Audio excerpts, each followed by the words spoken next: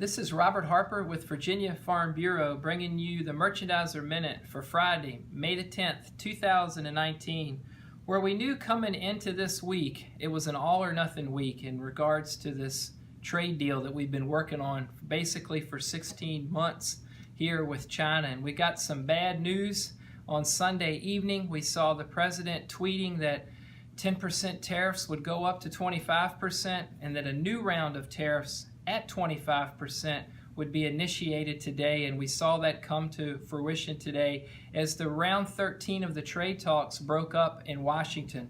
The two sides did agree today that they weren't in a hurry to get a deal done, and they also agreed to meet again at an unspecified date in China.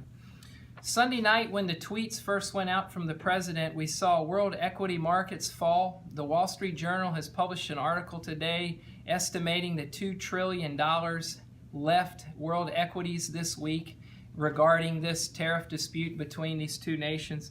We also saw soybean futures hit an 11-year low this week, and we know that's got our producers very anxious.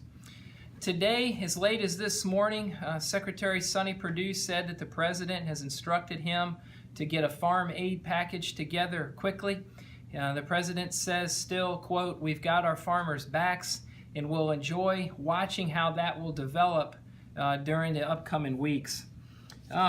When we get into the USDA, today we did receive the May WASDE report. We've got a few numbers in here that I'd like to highlight, and I would encourage you to find that report and look at it. That report and the numbers in it makes a big impact on the futures part of your cash price. We saw today the 2018-2019 carryout numbers. The USDA still has those as very burdensome. 2 billion bushels of carryout corn, 995 million bushels of carryout soybeans, and 1.1 billion bushels carryout for wheat. These numbers are very large. It's an indication of how good the supply side is, how big of crops we've grown here, and it's also an indication of the demand destruction that we've seen in recent months. When we look at the South American numbers that were released today in the USDA's report, pretty much across the board, Argentina and Brazil, we saw increases in their production. That's also weighing on the futures part of your price.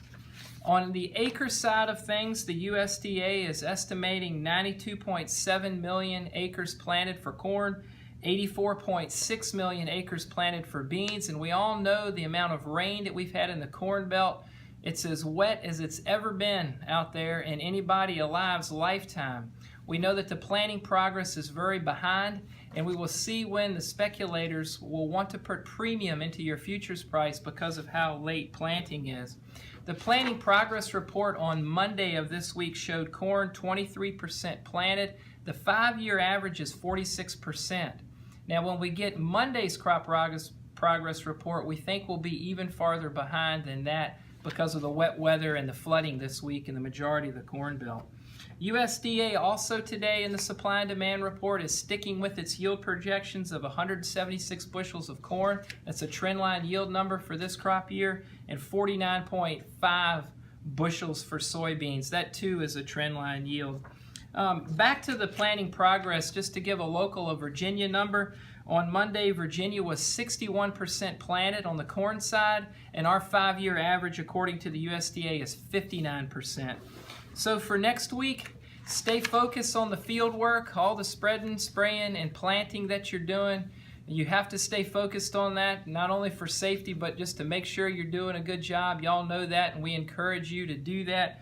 Reevaluate sales targets that you might have in place on your old crop and your new crop bushels. You're reevaluating those with this new information about the trade deal getting stuck. And please give me a call. Let us put some wish orders in and help you however we can. This is Robert with Virginia Farm Bureau's Grain Division.